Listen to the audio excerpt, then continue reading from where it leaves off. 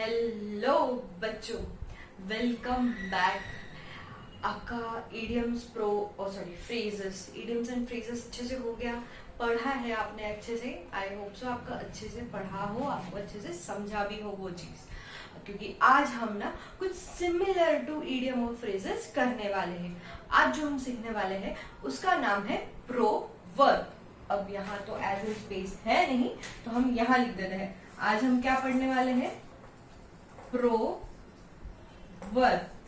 Okay, तो आज हम पढ़ेंगे प्रोवर्ब। अब प्रोवर्ब्स क्या होते हैं? प्रोवर्ब्स यानी, नहीं ठीक है, वेट, प्रोवर्ब से पहले आप इडियम और फ्रेजेस क्या थे? इडियम्स क्या थे? इडियम्स थे कि कुछ वर्ड्स को ऐसे मिला के बोला जा रहा था। एक का क्या बोलते हैं, एक उससे उसका अगर हम इंडिविजुअली अगर वो वर्ड को पढ़े तो मीनिंग कुछ और निकलेगा, और एज इन सेंटेंस हम पढ़े तो उसका मीनिंग कुछ और निकलेगा। तो इडियम्स क्या थे? इडियम्स हमारे मेटाफोर के जैसे थे। इडियम्स क्या थे? इडियम्स हमारे लिए वर्क कर रहे थे एज अ मेटाफोर। मेटाफोर क्या होता है? मेटाफोर यानी कि वो मतलब एक रेफरेंस दिया जा रहा था किसी चीज का कुछ और चीज समझाने के लिए। जैसे जैसे हमने bull in the China shop लिया था, उसमें क्या हुआ था, या फिर बैड ब्लड बोला गया था, उसमें एक मेटाफोर था। वो मतलब ब्लड उसमें एक figures of speech, bad blood एक फिगर्स ऑफ स्पीच था। ठीक है, तो ये हमने पढ़ा था इडियम्स के बारे में। तो लिटरल मीनिंग क्या था? जो लिटरल मीनिंग है इडियम्स का, वो उसके जो सेंटेंस है उससे बहुत अलग होता है। जो लिटरल मीनिंग है सेंटेंस वर्ड का, उसका लिटरल मीनिंग है सेंटेंस का, वो काफी डिफरेंट होता है। उस एक्चुअल में जो वो सेंटेंस बोलना चाह रहा है उससे तो काफी अलग होता है ना? तो it is impossible to understand idiom when you don't know about it, है ना? अगर आपने उसके बारे में कभी कुछ सुना ही नहीं है, if you have never heard about it, so you can't understand what the person is trying to say. तो वहां पे आपको ईडीएम के बारे में पढ़ना होता है, उसकी जानकारी आपको होनी चाहिए, नहीं तो आप ईडीएम को समझ नहीं सकते। ईडीएम का बड़ा डिफरेंस और प्रोवर्ब में बड़ा डिफरेंस ये रहने वाला है। ओके, तो अगर unless and until you have studied the idioms you can't understand them. ये एक बड़ी दिक्कत है ईडियम्स की, इसलिए हमने बहुत सारे ईडियम्स पढ़े, क्योंकि जब तक आप पढ़ोगे नहीं आपको समझेगा नहीं। तो इसके लिए हमने डिटेल में बहुत ईडियम्स पढ़े गए थे। अब फ्रेज क्या था?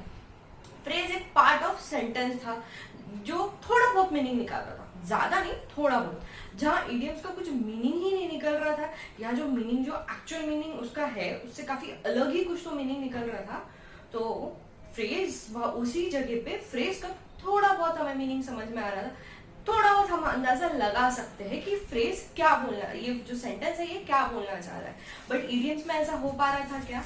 नहीं। इडियम्स में आप समझ ही नहीं सकते हो जब तक आपको उसके बारे में कोई डिटेल पता ना हो, क्योंकि वो मेटाफोरिकली बोली जा रही थी, वो फिगर्स ऑफ स्पीच था, यानी किसी और चीज को दिखा के कुछ और समझाया जा रहा था मेटाफोरिकली। ठीक है, तो ये हमारा क्या था? इडियम। तो एक चीज याद रखनी, इडियम्स आर लाइक मेटाफोर्स। ठीक है, ये एक बड़ा इंपॉर्टेंट पॉइंट था हमारे इडियम में। अब जब हम प्रोवर्ब पढ़ने वाले हैं, तो प्रोवर्ब क्या है? प्रोवर्ब भी ना कहीं इडियम के जैसे कुछ नहीं, इडियम को आप ज्यादातर क्या कहोगे? कहावतें कहोगे। कहावतें कहा जाता है इडियम्स को, है ना? तो सॉरी, इडियम्स को नहीं, प्रोवर्ब को कहावतें कहा जाता है। प्रोवर्ब को बोला जाता है कि कहावत है, ऐसे बोलते हैं लोग। तो वहां पे हमें क्या दिया जा रहा है? वहां हमें मॉरल्स सिखाए जा रहे हैं। तो प्रोवर्ब में मेनली प्रोवर्ब में क्या सिखाए जाते हैं? मॉरल सिखाए जाते हैं। आपको बताया जाता है ट्रुथ क्या है, एक्चुअल में ये चीज ऐसी होनी चाहिए, ऐसा होता है, ये करोगे तो ऐसा होता है। ठीक है, तो ये क्या है? ये प्रोवर्ब में हमें समझता है। प्रोवर्ब को अगर आप कभी पढ़े नहीं हो, बट आपको कभी किसी ने किसी सेंटेंस में आपको बता दिया, बोल दिया, तो भी आप उसका मीनिंग समझ सकते हो, क्योंकि प्रोवर्ब का इंडिविजुअली उस सेंटेंस का एक परफेक्ट मीनिंग होता है, जैसे जो इडियम का नहीं होता है। बट प्रोवर्ब का इंडिविजुअली उसका एक मीनिंग होता है, जो आपको कोई सेंटेंस में कुछ और बोलने की जरूरत ही नहीं है। आपसे वो एक ये प्रोवर्ब बोल दो, छोड़ दो, बंदे को समझ जाता है क्या बोलना है। ईडीएम में ऐसा नहीं चलता। ईडीएम में आपको एक पूरा बताना पड़ता है, स्टोरी बोलनी पड़ती है। यहाँ स्टोरी बोलने की जरूरत नहीं है। एक को बहुत बड़ी स्टोरी को शॉर्ट में समझाने आए तो प्रोवर्ब बोल दो। जैसे जैसे फिर क्या कहेंगे, चलो इसमें से एक ले लेते हैं। इसमें से हम लेते हैं there is no place like home.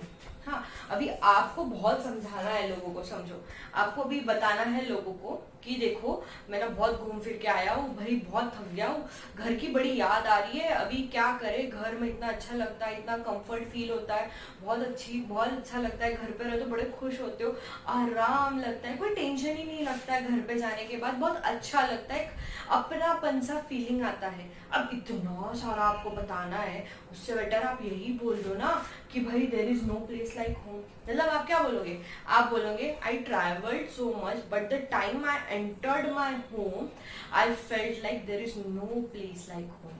बस इतना आपने सेंटेंस में बोल दिया और सामने वाले को सब कुछ समझ गया कि आपको क्या बोलना है, आपको क्या दर्शाना है, आपको ये सारी चीजें एक सेंटेंस में आप बता दियो। जो इतनी बड़ी स्टोरी है उसको आप बस शॉर्ट में एक्सप्लेन कर दियो। मतलब आपको ज्यादा खुद को एक्सप्लेन करना पड़ा नहीं, करना पड़ा, आप बहुत आसानी से उसको समझा दियो, यस समझा दियो, आप सामने वाले को आपको जो बोलना था वो मैसेज पहुंच गया, हाँ जी पहुंच गया। और यहाँ पे आपको एक मॉरल भी, आपने एक नेचुरल ट्रुथ आपने बताया है, ट्रुथ है एक्चुअली ये कि भाई घर की जैसी कोई और जगह नहीं होती, तो ये ट्रुथ भी है। तो प्रोवर्ब्स क्या है, आपको एक ये सारी चीजें ना आपको एक एडवाइस देता है, प्रोवर्ब से आपको एडवाइस मिलती है, आपको मॉरल वैल्यूज पता चलती है, आपको नेचुरल चीजों के बारे, नेचुरल ट्रुथ रादर के नेचुरल ट्रुथ के बारे में प्रोवर्ब सारी चीजें बताता है। ओके, इसका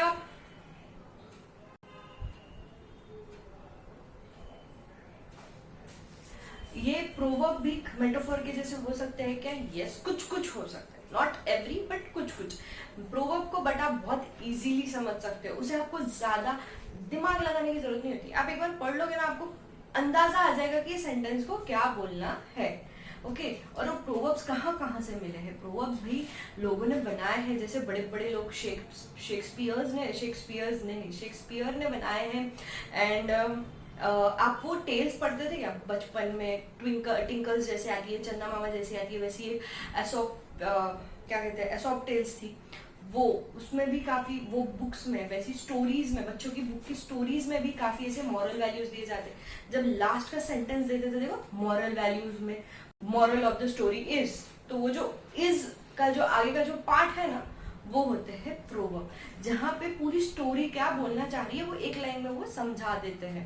तो ये जो हम पढ़ने वाले हैं आज, हम यही पढ़ने वाले हैं, कुछ ऐसे ही हम सेंटेंसेस पढ़ने वाले हैं जो हमने बचपन में तो बहुत पढ़े हैं। स्टोरीज के लास्ट लाइन में हमने बहुत सी चीजें पढ़ी है, stitch in time saves nine, है ना, ये पढ़ा है, हाउ क्या पढ़ा है, हाँ ये पढ़ा है हमने, stitch in time saves nine भी पढ़ा है, प्लस हमने ये भी पढ़ा है बेटर लेट देन नेवर। हमने से कुछ इजी जो हमने बचपन में बहुत पढ़े हैं, तो जैसे ही कुछ हमको अभी पढ़ने हैं, तो कुछ वैसे आपके जो बुक में नहीं दिए है उसमें से कुछ इजी, बहुत इजी जो आप लोगों ने, आप लोग मेरे ख्याल से तो आप लोग ये कुछ 8 प्रोवर्ब्स को आप बहुत बार पढ़ चुके हो, कहीं ना कहीं पढ़ चुके हो, कुछ ना कुछ इससे रिलेट आप कर सकते हो। तो ये काफी 8 इजी प्रोवर्ब्स हैं जो आपके बुक में नहीं दिए हैं। हम पहले ये 8 प्रोवर्ब को कंप्लीट करेंगे, ओके, देन हम आपके बुक के जो बचे हुए प्रोवर्ब है उसे भी पढ़ लेंगे। तो आज का जो हमारा पहला प्रोवर्ब जो हम पढ़ेंगे इस 8 में का, वो ये है, good thing comes to those who wait. इसके लिए good thing comes to those who wait, यानी जो लोग सब्र रखते हैं, जो पेशेंस रखते हैं, उन लोगों के साथ अच्छा ही होता है। जो ऐसे हड़बड़ काम नहीं करते, जिनका काम बहुत अच्छा होता है, पेशेंटली वो हर काम करते हैं, पेशेंटली जो हर काम करते हैं, उन लोगों के साथ अच्छा ही होता है। अगर इसे हिंदी में कहा जाए तो इसे हिंदी में आई थिंक साई भगवान जो है, साई बाबा जो है वो बोलते हैं, सब्र का फल मीठा होता है ना। मैंने उनके सीरियल में 1-2 बार सुना है, तो इसलिए मुझे वहां पे इसका रिलेशन पता है। तो एक कहावत है हमारे हिंदी में, सब्र का फल मीठा होता है, तो ये वही है, good thing comes to those who wait, सब्र का फल मीठा होता है। हम बोलते हैं ना बच्चों, हमारे दोस्तों को, भाई रुक जा कुछ अच्छा ही होगा, है ना। तो तब किसी को जॉब नहीं मिल रही है या जिसको जो जॉब चाहिए वो नहीं मिल रही है, तो हम उसे ही बोलते हैं सबर का फल मीठा होता है, रुक जाओ। या तो हम किसी के लिए बर्थडे का सरप्राइज प्लान कर रहे हैं और आप ना उसको सुबह से विश नहीं किए हो और वो बड़ा चिड़चिड़ चिड़चिड़ चिड़चिड़ कर रहा है, तो हम उसे समझाने के लिए बोलते हैं बेटा सबर का फल मीठा होता है। हाँ, हम बोलते हैं भाई, ऐसे हमारे दोस्तों को हम बोलते हैं बर्थडे विशेस के टाइम पे। तो ये वहीं पे यूज किया जाता है, good things comes to those who wait. रुक जा, तेरे लिए बड़ा सरप्राइज प्लान किया है, रुक जा थोड़ा सा, बहुत देखो सरप्राइज मिलने वाला है तो बहुत खुश होने वाला है। तो ये सेंटेंस का मीनिंग भी वही आता है। Then next, there is no place like home, ये हमने अभी समझा।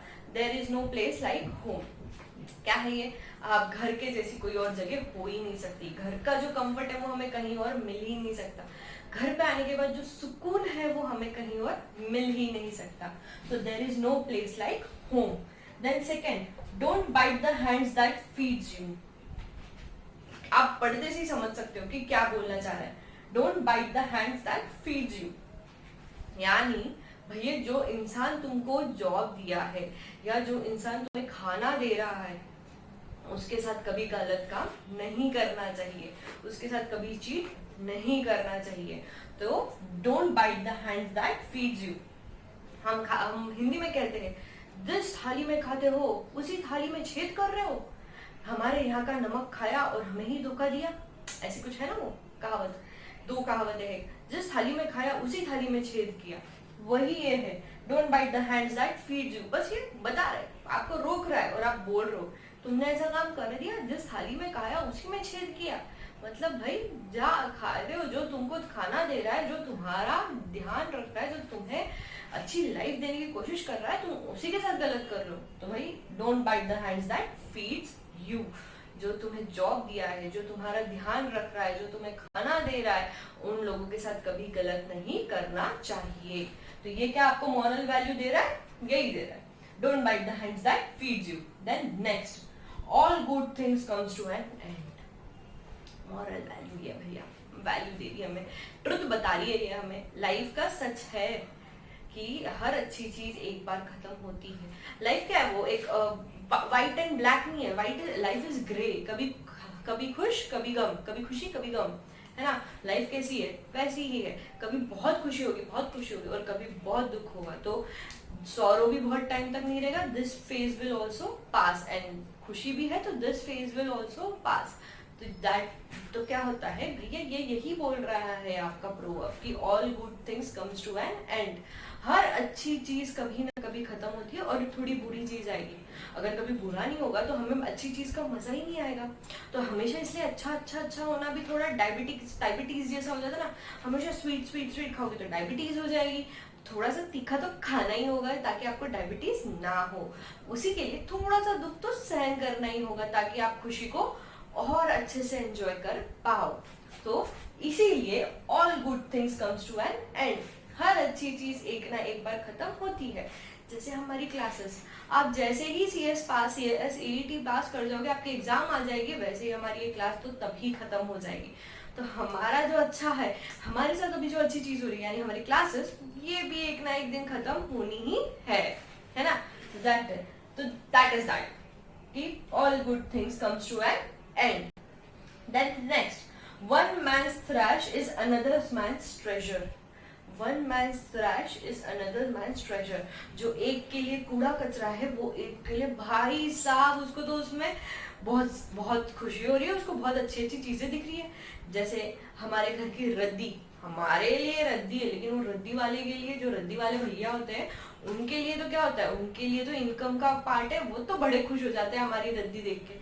हमारे लिए भले ही रद्दी है बट उनके लिए वो बहुत बड़ा ट्रेजर है, उनके लिए वो एक उनकी गुड्स है जिससे वो बेचेंगे और पैसे कमाएंगे। वैसे ही कुछ लोगों को ना रिसाइकलिंग करने का बड़ा शौक है, तो उन लोगों के लिए जो चीज हम फेंक देते हैं, हम बोलते हैं क्या काम में आएगा, वो लोग उसको रिसाइकल यूज करते हैं। जैसे हैंडमेड चीजें कोई बनाते हैं, बेस्ट फ्रॉम वेस्ट जो बनाते हैं, हम सबके लिए वो चीजें फेंकने के लिए होती है, हम यूज नहीं कर सकते, हम फेंक देंगे, हम क्या यूज करेंगे। बट जो इंसान बेस्ट आउट ऑफ वेस्ट बनाने में बड़ा एक्सपर्ट होता है, वो उसमें से कुछ अच्छा बना ही लेगा। तो हमारे लिए भले ही वो क्या हो, वेस्ट चीज हो, बट उसके लिए वो क्या है, ट्रेजर है, उससे उसको तो उसमें तो उसको ये सारी चीजें दिख रही कि भैया वो क्या क्या बना सकता है, मैं इससे फ्रेम बना सकता हूँ, क्लॉक बना सकता हूँ। आप देखते होंगे ना कितने सारे यूट्यूब पे ऐसे, यूट्यूब बोलो फेसबुक बोलो, ऐसे काफी सारे वीडियोस आते हैं जिसपे लोग ऐसे वेस्ट से क्या अच्छी अच्छी चीजें बना रहे हैं। एक इंसान है जो सिगरेट्स पीते हैं, तो सिगरेट्स का जो नीचे फिल्टर हो जाता है हम फेंक देते हैं, वो इंसान वो सिगरेट के फिल्टर को भी यूज करता है। मतलब भाई वो फिल्टर से कुछ अच्छी चीज बना रहा है, हमारे लिए तो वेस्ट है। आप हम तो ऐसे फेंक देते हैं, मतलब जो भी पीता है वो तो उसे ऐसे ही फेंक देता है, बट वो इंसान उस बर्ड में से, जो सिगरेट का जो लास्ट का जो फिल्टर वाला जो पार्ट है, उसमें से भी कुछ अच्छी चीजें बना ले रहा है भाई, उसमें से वो कुछ इनोवेटिव काम कर रहा है, उसके लिए तो ये ट्रेजर हो गया। जैसे हमारे प्लास्टिक की चीजें हैं, हम फेंक देते हैं, प्लास्टिक की चीजें हम नहीं यूज करते। वैसे ही एक बंदा है जो एक्चुअल में, ये दोनों सीन्स है, एक्चुअल में एक बंदा है जो ये सारी प्लास्टिक्स को जमा करता है, उससे उसने रोड्स बनाए हैं। हमें पता भी नहीं है, शायद आप कभी वो रोड पे से ड्राइव भी करके लेके जाओगे, बट आपको पता नहीं रहेगा कि प्लास्टिक से रोड बना है। हमने उसे फेंक दिया था, हमारे लिए वो वेस्ट था, बट उस बंदे ने उसको यूज में लाया, तो हमारे लिए वो वेस्ट है, बट उसके लिए क्या बन गया था, वो ट्रेजर बन गया। तो हमारा नेक्स्ट जो बोलता है, one man's thrashes another man's treasure, सही है। कोई भी चीज कभी भी खराब नहीं होती, कभी किसी के लिए अच्छी होती है। जैसे हमारा खाना, हम जो खाना फेंक देते हैं उसको लोग फर्टिलाइजर में, सॉरी फर्टिलाइजर नहीं, उसको लोग क्या बोलते हैं उसको, रिसाइकल नहीं, पूरा उसको एक फर्टाइल क्या बोलते हैं यार, मुझे याद नहीं आ रहा है वो वर्ड। हमारे जो क्रॉप्स को उगाने के लिए को मेन सोर्स ऑफ न्यूट्रिएंट्स में उसे कन्वर्ट कर देते हैं। आई थिंक फर्टिलाइजर ही बोलते हैं उसे, फर्टिलाइजर में उसे कन्वर्ट करते हैं पूरा, उसे उसको पूरे इतना हम जो फेंक देते हैं, हमें लगता है अब हमारे तो एक्चुअल में काम में नहीं है, हमारे डस्टबिन में जाना है, बट ये लोग उसको यूज करते हैं और हमारे खेतों में उसे दिया जाता है। तो ये सारी जो चीजें हैं भले हमारे लिए वेस्ट हो, हमारी ट्रैश है, बट उन लोगों के लिए क्या उनका ट्रेजर है। ओके, तो one man's thrashes another man's treasure, पढ़ा होगा आप लोगों ने, नहीं पढ़ा एटलीस्ट एक आधी बार सुना होगा आई होप, क्योंकि ये सारी चीजें ना बहुत कॉमन है। मतलब कभी ना कभी आपके ध्यान में आई होंगी, आपने कहीं रीड किया होगा, बचपन में कभी कोई बुक्स रीड करते किया होगा, या तो उसका कोई हिंदी या मराठी वर्जन रीड किया होगा, बट रीड तो किया होगा ही। Then next is, there is no time like present, there is no time like present, ये भी एक प्रोवर्ब है। आज जो तुम जी रहे हो वैसा अच्छा दिन कभी आ ही नहीं सकता। आज का जो दिन है ना बहुत सही दिन है, ऐसा दिन आपको वापस कभी मिलेगा ही नहीं। That is no time is like present.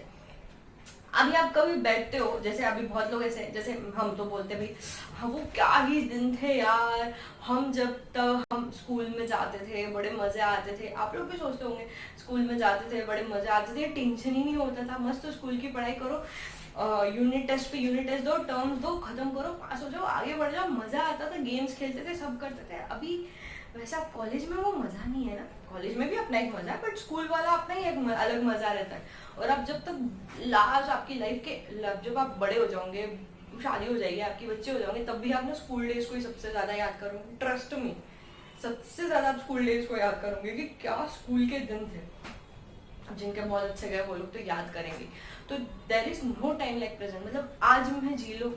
हम अब क्या कर रहे हैं, हम पिछला याद कर करके हम आज को जीना भूल ही जा रहे हैं। उस टाइम पे हमारे लिए वो टाइम ओके था, हमें ना इतना मजा नहीं आ रहा था, हमें लगे क्या कर रहे हो यार स्कूल में, क्या बोरिंग चीज है, कैसे हमें बोर करते। बट एक्चुअली आपको बाद में समझे यार यही बेस्ट है, अब आपको समझ रहे वो टाइम ही बेस्ट था। तो अभी जब आप आगे जाओगे, जैसे अभी आप आगे, जैसे अभी लॉकडाउन हमें बहुत बोर लग रहा है, बहुत बोर लग रहा है सबको, ऐसा हो रहा है यार घर के बाहर नहीं जाने मिल रहा है, कुछ काम नहीं करने आ रहा है। बट जैसे ये लॉकडाउन खत्म हो जाएगा ना, आप ये याद करोगे यार लॉकडाउन में भले ही कुछ भी हो, बट एक अपना ही एक अलग मजा था, करोगे, सब लोग याद करोगे।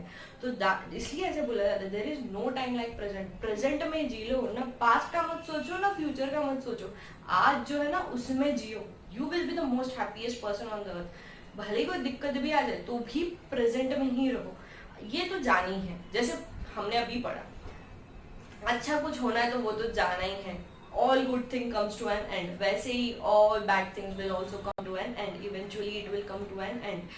वही ये वो भी होना ही है, तो आज में ही जियो तो बड़े मजे आ जाते हैं। देन वैसे तो there is no time like present. आज से बेहतरीन दिन आपको और कभी नहीं मिलेगा। आज जो आप मजा करोगे वो शायद आप आगे जाके नहीं कर पाओगे। आज आप खेत कूद सकते, आज आप गेम्स कर सकते हो, आप स्पोर्ट्स खेल सकते हो, आप स्विमिंग कर सकते हो। एक पीरियड ऐसा आएगा आपकी लाइफ में जब आप ये सब नहीं कर पाओगे। भाई तो आज में जी लो, ना पास्ट में ना सोचो, ना फ्यूचर में ना सोचो, आज में जियो, be in present. That is what most important thing in our life. मतलब पता है कि हम लोग पिछला सोचते हैं, पास्ट सोचते हैं, फ्यूचर सोचते हैं, हम टेंशन में आ जाते हैं, यार फ्यूचर कैसा होगा, लॉकडाउन हो गया, पता नहीं कब खत्म होगा, पता नहीं कैसा होगा, क्या होगा। सोचना ही नहीं, हम सोच सोच के खुद को हाइपर कर रहे हैं, खुद का हेल्थ वेल्थ सब खराब कर रहे हैं। उससे बेटर है अभी में जी लो। अब क्या करना है, आज क्या करना है वो सोचो। आज से 1 वीक तक का प्लान बनाओ मैक्स, और उतने को अकम्प्लिश करने का सोचो। आज से 5 साल तक का प्लान यू कांट मी, कुछ भी हो सकता है नेक्स्ट ईयर, मे बी कुछ भी हो सकता है। यू कुछ भी चीज हमारे हैंडल ही नहीं। जिन लोगों ने लास्ट मंथ बोल रही जनवरी में बैठ के बनाया हुआ, आज से 5 साल बाद मेरे को ऐसे करना है, लॉकडाउन हो गया, ये साल जो करना है वही चीज वो नहीं कंप्लीट कर पा रहा, तो क्या। तो इसीलिए आज 7 डेज का प्लान बनाओ, ये 7 डेज में ये चीज ऐसी करनी है, बस मैक्सिमम 7 डेज बोला जा रहा है। तो आप क्या रहोगे, आप प्रेजेंट में ही जियोगे। आप ना पास्ट में नहीं रहोगे, ना आप फ्यूचर में रहोगे, आप प्रेजेंट में रहोगे और आप बड़े खुश रहोगे। ओके, अभी जिन लोगों ने 5 साल का बनाया वो लोग अभी टेंशन में होंगे, अरे यार मैंने इतना प्लान किया था और सब खराब हो गया। सभी लोग हैं, एक्चुअली सभी लोग हैं, but the person who is not thinking about those things and who is actually living in present, उसको ये सारी दिक्कतें नहीं होगी। इसीलिए there is no time like present. आज में जी लो, बस है, काफी है, इनफ है। Then next, a penny saved is a penny earned. ये तो लॉकडाउन में बहुत लोगों को फील हुआ है, बहुत लोगों को समझा भी है। हमें बचपन से हमारे पेरेंट्स ने सिखाया है, बच्चों सेविंग कर लो, है ना। सबको ऐसे पिगी बैंक दिया होगा बचपन में, मम्मी ने पापा ने अपने गिफ्ट में दिया होगा, और आप हर रोज अपने ना पापा या मम्मी या दादा दादी के पास जाते हो और बोलते हो डालो इसमें, मेरे 5 रुपए आज के डालो, 10 रुपए, जितने भी आप बोलते थे डालो। हमारे बचपन में हमको रोज ये कराया जाता था, हम रोज ये लेके घूमते थे। और ये सारी चीजें ना हमें कभी ना कभी काम में आनी है, हमें पता है। वैसे ही जब आप अभी जो लॉकडाउन है, ये टाइम पे हमारी हर एक सेविंग सब इंसान, सब लोगों को काम में आ रही है। सबको अभी फील हो रहा है कि भैया सेविंग कितनी जरूरी है। मैंने अभी एक पढ़ा, कोई मराठी एक्टर है जिसने लाइफ में कुछ भी सेव नहीं किया and now he is suffering lockdown की वजह से। तो भाई ये ऐसा होता है, जब कौन सी कब मुसीबत आ जाए पता नहीं चलता। इसलिए हर सेविंग आपको कब आपकी इनकम बोल के यूज में आए पता नहीं चलता। आपको खुशी होगी कि यार चलो अच्छा है मैंने सेव किया था, आज मेरे बड़े बड़े काम में आ रहा है। अगर आप सेव ही नहीं करोगे तो आपके पास कुछ रहेगा ही नहीं जब डिफिकल्टी आएगी। इसीलिए बोला जाता है a penny save is a penny earned. जब आपको जरूरत पड़ेगी तब आपको यही जो पैसे जो आपने सेव किए हैं ये सबसे ज्यादा काम आएंगे। तो ये है आपकी इस प्रोवर्ब का meaning, a penny saved is a penny earned. चलिए आज हम नेक्स्ट पे जाते हैं, जिसका जो बोला जा रहा है, if you play with fire you get burned. If you play with fire you get burned. सही है। आप अगर आग में हाथ डालोगे, हाथ तो जलना है। ऐसे होगा कि आग में हाथ डालोगे और कुछ नहीं हो रहा है, होता है क्या? ऐसे नहीं होता है। आप आग में हाथ डालोगे तो जलेगा ही। आप रिस्क लोगे, बहुत बड़ा रिस्क लोगे, जानबूझ के ऐसा काम करोगे जो पता है आपको नहीं हो सकता, तो आपके तो हाथ जलना ही है, मतलब आपका कुछ तो खराब होना ही है। तो यही है इस लास्ट प्रोवर्ब का meaning, if you play with fire you get burned. Okay, ज्यादा मस्ती नहीं करने का, इसलिए अच्छे से रहने का। जैसे लोग स्टंट मारते हैं, है ना, बाइक्स पे, रिस्की है स्टंट मारना, नहीं जमा सही तरीके से तो बहुत बहुत बड़ा नुकसान हो सकता है। तो वो उस जो स्टंट है उसको भी यही दर्शाता है, if you play with fire you get burned. होना ही है कुछ चीज, कोई नई बात नहीं है, कोई बहुत अटपटी सी बात नहीं, ये तो होना ही है। ठीक है, तो ये कुछ हमने 8 प्रोवर्ब्स पढ़े। तब एक काम करो, आप ये 8 प्रोवर्ब्स को लिख लो अच्छी तरीके से, लिख के ले लो। तो ये है, जैसे ही आप लेते हो मैं आपको 2-3 मिनट का टाइम देती हूँ, आप लिख लो, फिर हम आगे बढ़ते हैं। ठीक है,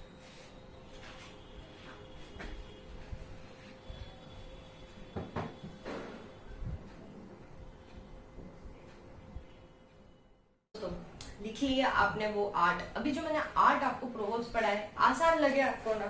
इतने टफ तो थे नहीं, मुझे भी पता है इतने टफ थे नहीं, बोलना मत कि मैम बहुत टफ थे, समझ में नहीं आ रहा है, बिल्कुल नहीं थे।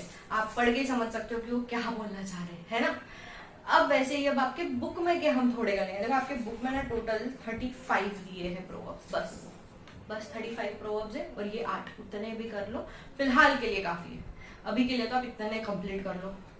उसके बाद ईडियम्स भी आपको बहुत सारे करने के, तो आप ये सारी चीजें को भी थोड़े थोड़े धीरे धीरे पढ़ना शुरू करो भाई, मैं अभी भी बोल रही हूँ पढ़ना शुरू करो, नहीं किया है तो it is better late than never, अभी कर लो, शुरू कर लो। हम आज नेक्स्ट प्रोवर्ब हमारा यही है, बेटर लेट देन नेवर, नहीं तो नहीं भाई, लेट हो रहा है इट्स फाइन, कोई दिक्कत नहीं है, कभी न करने से बेटर है आज कर लो, आज से ही शुरुआत कर लो आप पढ़ने की।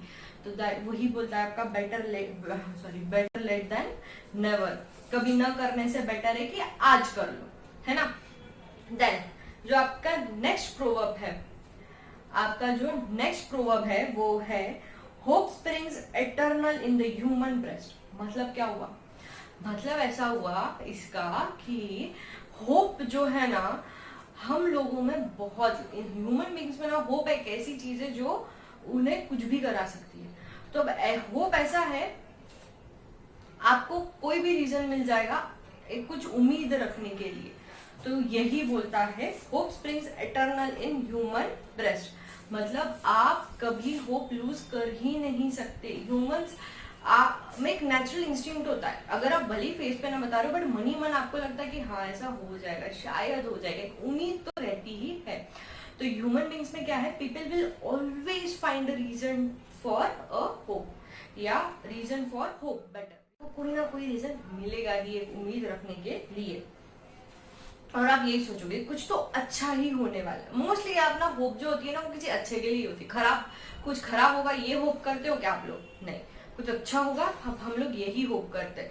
तो समथिंग बेटर विल हैपन, यही हमारा एक होप हमेशा होता है। तो वही आपको बोलता है hope springs eternal in human breast. फिर अब ऐसे कुछ लोग होते हैं, अब ऐसे ना कुछ लोग होते हैं जो लोग है ना बिल्कुल भी होप नहीं रखते, मतलब भाई तो बहुत नेगेटिव लोग होते हो, आप लोग कभी ना कभी आए हो उनके कांटेक्ट में, तो देखिए थोड़ा बच के रहिए, ऐसे नेगेटिव लोगों के सामने ज्यादा साथ में ज्यादा नहीं रहना, नहीं तो हम भी नेगेटिव हो जाते हैं और नेगेटिविटी लाइफ में अच्छी नहीं होती है। जितने आप नेगेटिव रहोगे ना उतने ही आप नेगेटिव थॉट्स जनरेट करोगे, जितने आप नेगेटिव थॉट्स जनरेट करोगे आपके लाइफ में ना सिर्फ नेगेटिव नेगेटिव नेगेटिव खराब ही होते रहेगा, इसलिए हमेशा पॉजिटिव सोचना चाहिए। तो वैसे आप लोग कभी किसी नेगेटिव पर्सन के ना कांटेक्ट में आओगे जो कितना भी हो जाए ना अच्छा सोच ही नहीं सकता, होते ऐसे कि एक दो लोग, तो आप क्या, वो इंसान क्या बोलता है, it is said that hope spring eternal in human breast but there is none in mind. वो ऐसे ही बोलता है, मतलब इतना है, लोग ना बहुत होप करते होंगे बट मैं ना कर ही नहीं सकता, होता ही नहीं है मेरे में ना, होप नाम की चीज ही नहीं बची। ऐसे लोग, ऐसा कुछ लोग होते हैं जो ऐसा बोलते हैं। देन नेक्स्ट जो हमारा है, fool rush is where angels fear to thread. Fool rush is where angels fear to thread, मतलब भाई जो ऐसे लोग जो ऐसे डिसीजन लेते हैं ना, मतलब कुछ चीज के बारे में ना आपको कुछ ज्यादा पता नहीं है, आपको ज्यादा डिटेल पता नहीं है, आप क्या कर रहे हो, ऊपरी देख रहे हो, हाँ ठीक है चलो अपन ऐसा काम कर लेंगे। भाई जो एक समझदार इंसान है वो ऐसा काम कभी नहीं करता। ऐसा काम कौन करते हैं, जो फुलिश लोग होते हैं, जो ज्यादा सोचते नहीं है, जो बहुत फटाक से डिसीजन लेते हैं और गलत डिसीजन लेते हैं। तो वो लोग क्या करते हैं, उनका जजमेंट जो है वो भी अच्छा नहीं होता, तो वो लोग क्या करते हैं, वो लोग ऐसे क्विक डिसीजन ले लेते हैं। Fool rush is where angels fear to thread. Angels जो होते हैं, जो समझदार लोग, यहाँ पे एंजल्स को बोलते हैं, समझदार लोग जो होते हैं ना वो ऐसे रश नहीं रहते, वो गड़बड़ नहीं करते कहीं पे भी जाने के लिए, वो सोच समझ के डिसीजन लेते हैं। और जो फूल्स होते हैं ना वो सोच समझ के डिसीजन नहीं लेते हैं। तो यही है आपके सेंटेंस का meaning, fool rush is where angel fear to thread. Okay, then the next is there is no fool like old fool। एक आपके इसमें मीनिंग दिया गया है एज्ड लवर, और एक और मीनिंग है इसका, एक और मीनिंग ये है, क्या है ये, there is no fool like old fool, यानी कि जो ओल्ड पर्सन होता है ना उनके पास बहुत एक्सपीरियंस होता है। अब यहाँ ओल्ड को आप ये भी बोल सकते हो कि एक्सपीरियंस पर्सन भी बोल सकते हो, या सिर्फ ओल्ड इंसान भी बोल सकते हो। तो जो ओल्ड लोग होते हैं ना उनके पास एक्सपीरियंस बहुत होता है। अब वो एक्सपीरियंस इतना लेने के बाद भी अगर वो कुछ गलत डिसीजन लेते हैं, खराब का मतलब आप अपनी मिस्टेक से सीखना चाहिए, ये सब लोग बोलते हैं। बट आप बार बार बार बार बार बार बार बार वही मिस्टेक करोगे तो आप क्या बनोगे, आप फुलिश ही कहलाओगे ना। So then an old fool is like a sorry there is no fool like old fool, इसलिए ये बोला जाता है। जो बार बार वही गलती कर रहा है वो क्या हो गया, ओल्ड फुल ही हो गया। एक्सपीरियंस है उसको उस चीज का, फिर भी वो चीज की वो गलती कर रहा है, तो इसीलिए उसको बोलेंगे there is no fool like old fool. Experience रहने के बाद भी वो उससे कुछ नहीं सीख रहा, वही काम वो करते रह रहा है। ओके ठीक है, ठीक लग रहा है? फास्ट हो रहा है नहीं हो रहा है ना, मेरे ख्याल से तो नहीं हो रहा है। अब हम नेक्स्ट पे जाते हैं, ठीक है। Someone who loses their money quick, sorry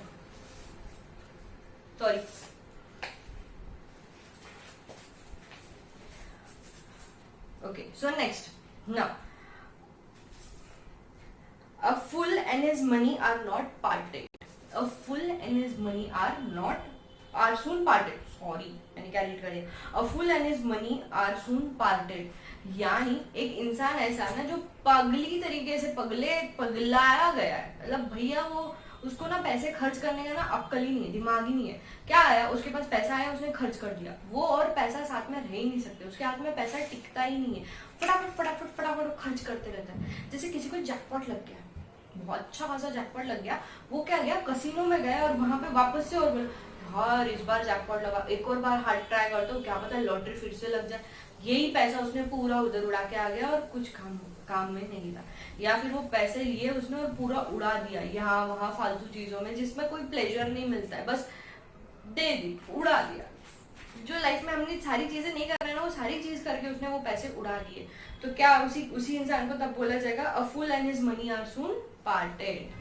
जैसे कोई बंदा है, if a person goes to a person earned a jackpot, then he went to the casino and spent all his money and lost all his money, rather lost all his money. Yeah, it is said true, it is it is truly said, yes, yep, it is truly said a fool and his money are soon parted। ऐसे ये sentence को ऐसे use किया जाता है, बस मतलब आपको जो समझाना है, आपने स्टोरी बोल दी ऐसा हो गया, अब आपने सीधा समझा दिया कि हाँ भाई सही बोला जाता है, एक fool and his money are soon parted, खत्म। इसी तरीके से जनरली प्रोवर्ब का यूज किया जाता है। Then next, example is better than precept. पर example is better than precept का मतलब हो जाता है कि देखो आप ना किसी के लिए एक्शन करो, बोलते हैं ना, action speak louder than words, ये भी एक प्रोवर्ब है, action speak louder than words, यानी आप एक्शन करो, आप एक्चुअल में वो एक्ट करो, सिर्फ बोलते रहोगे तो कुछ नहीं होने वाला है। एग्जाम्पल सेट करो लोगों के लिए कि हाँ ऐसे बिहेव करना है। जैसे गांधी जी सिर्फ अगर वो बोलते थे ना कि चलो सत्याग्रह पे जाओ, और वो खुद कुछ नहीं कर रहे होते, तो क्या लोग उनको इतना समझते ही नहीं, मतलब इतना उनको मानते ही नहीं, उनको इतना प्रेस करते ही नहीं अगर वो सिर्फ बोलते रहते तो। बट उन्होंने एग्जाम्पल सेट किया, वो खुद करे, उन्होंने सारे एक्शंस लिए, फिर लोगों ने उनको फॉलो किया, मतलब he became an example for all the people. तो यहाँ पे यही बोल रहा है, example is better than पर्सपेक्ट, you become the example. जैसे शिवाजी महाराज सिर्फ उन्होंने बोला नहीं, उन्होंने करके दिखाया, तो वो लोगों के लिए एग्जाम्पल बन गए। सिर्फ अगर जो बोलते रहते और खुद कुछ नहीं कर रहे हो, तो लोग आपको इतना भाव देते हैं क्या? नहीं देते। लोग आपको इतना सुनते हैं क्या? नहीं सुनते। तो इसलिए आपको सिर्फ बोलना नहीं है, आपको करके दिखाना है, तब लोग आपको मानेंगे, तब आपकी वैल्यू बढ़ेगी। So it is always it is said that example is always better than perspect। perspect मतलब moral, किसी को moral सिखाने से बेटर है खुद करके दिखाओ, तो लोग आपका करेंगे। जैसे अगर आप किसी को बोल रहे हो भैया वेट लॉस कर ले बहुत अच्छा होगा, और आप ही खुद के फिटनेस पे ध्यान नहीं देते हो, आप ही कुछ जाके अटरम खाते हो, ये करते हो, वो करते हो, पीते हो, ये मतलब भाई जो नहीं करना चाहिए, लेट नाइट तक जगना है, सुबह लेट तक उठना है, आप ये सारी चीजें करते हो, और आप आपके दोस्त को समझाते हो देख बेटा ये अच्छा नहीं होता है, देखो पता है क्या, ऐसे करने से ना ऐसा हो जाता है, फिर बॉडी ऐसी खराब होती है, ये होता है, ऐसे भैया सिगरेट तो बिल्कुल भी मत पी, बिल्कुल अच्छा नहीं होता है, देखो बता रहा हूँ मैं, तू तो बिल्कुल मत पी, हाँ देखो ऐसे मत करना। वो बंदा बोलेगा बेटा तू खुद तो पहले कर ले, फिर आप मुझे सिखाने के लिए। तो यहाँ पे क्या हो, पहले खुद एग्जाम्पल तो बनो, पहले खुद दोस्त को करके बताओ, ठीक है भाई मैं करता था बट देख मैं अब छोड़ दिया हूँ, मेरे जैसा बन। तो दोस्त भी आपको मानेगा और बोलेगा हाँ मुझे इसके जैसा बनना है, ये बंदे ने ना बहुत सही काम किया है, मैं भी इसके जैसा ये कर सकता है तो मैं भी कर सकता हूँ। तो आपको क्या बनना है, एग्जाम्पल बनना है। लोगों को ज्ञान देने से बेटर है पहले खुद करो फिर लोगों को ज्ञान दो, फिर बोलो कि देख मैंने किया है तो तू भी कर सकता है, ठीक है। तो वही है, example is better then perspective. आप अगर पेरेंट्स की बात ले लो, अब पेरेंट्स है ना, मम्मी पापा है, अपने छोटे बच्चे को समझा रहे बेटा गुस्सा नहीं करना है, बेटा शांति शांति से काम लेना है, बेटा अपना खाना पूरा खाना है ना, करेला है ना ये भी खाया जाता है, कद्दू टिंसी भिंडी ये सब खाया जाती है, बहुत हेल्दी होता है, ये खाना चाहिए। और खुद पापा टेबल पे एक भी चीज नहीं खा रहे, पापा खुद ही वेजिटेबल्स नहीं खा रहे, तो बच्चा तो बोलेगा पापा आप ही नहीं खा रहे हो और मेरे को बोल रहे हो, होता है ना ऐसे। तो हमें ये सारी चीजें नहीं करनी है, हमें ऐसा काम करना है क्या, नहीं, बच्चा आप ही को नाम रखेगा, बच्चा बोलेगा भैया आप ही नहीं करते हो पापा, मैं ऐसे क्या एक्सपेक्ट कर रहे हो, मैं तो आप जो कर रहे हो वही देख के करूंगा। तो आप पापा मम्मी को कैसे, इवन भाई बहन भी, बड़े भाई बहन होते हो तो वो भी, उनको क्या करना है, उन्हें भी एग्जाम्पल सेट करना है, फिर ही उनको वो ज्ञान देना है ना। Then next, he who pays the piper calls the tune. ये बहुत सही, he who pays the piper calls the tune. मतलब इसका क्या समझ रहे हैं आपको, जो पैसे देगा ना वही वो चीज, वही अगर आप जब वो पाइपर को जितने पैसे देगा, पाइपर वो जो बोलेगा वही गाना वो बजाएगा। So one who pays the piper calls the tune, यानी आप जब पैसे पे करोगे तब आप जो चाहे वो करवा सकते हो। जो पैसे पे करेगा, जिसके पास पैसा होगा वही वो चीजें करवा सकता है। तो आप अगर आपने किसी को पैसे पे किए, आपने बोला कि ना मुझे कैरियोके, मेरे को कैरियोके में आप जा रहे हो और बोले कि देखो मुझे कैरियोके में गाना है, तो उन्होंने बोला देखो 100 रुपीज चार्ज है, बोला ठीक है दे दो और मुझे ये सॉन्ग गाना है, वो आपके लिए वही सॉन्ग पे प्ले करेगा। वो थोड़ी ना बोलेगा कि देखो आपको 100 रुपीज तो आप दे दिए बट हमने ये सॉन्ग पे ही आपको गाना है। आप बोलोगे ओ चल बेटा मैंने पैसे पे किया, मैं जो बोलूंगा ना वही गाना लगा। आप क्लासेस में भी बोलते हो, चल दो ना बाहर, क्लासेस में भी बोलते हो मैम हमने पे किया है, हमें तो क्लासेस चाहिए ही, हमें इसी टाइम पे चाहिए, हमारे लिए ये टाइम बहुत कंफर्टेबल है। बोला है कभी किसी ने, नहीं बोला है तो वेरी गुड, आप बहुत अच्छे स्टूडेंट्स हो, बट ऐसे कुछ लोग बोल देते हैं। तो इज इट गुड, ऐसा होता है क्या, हाँ ऐसा होता है, क्योंकि उन्होंने पे किया है तो we have to work according to them. वो लोग जो डिमांड करेंगे, हमने जो जो चीजें प्रॉमिस किया एटलीस्ट वो तो हमें देनी ही होगी।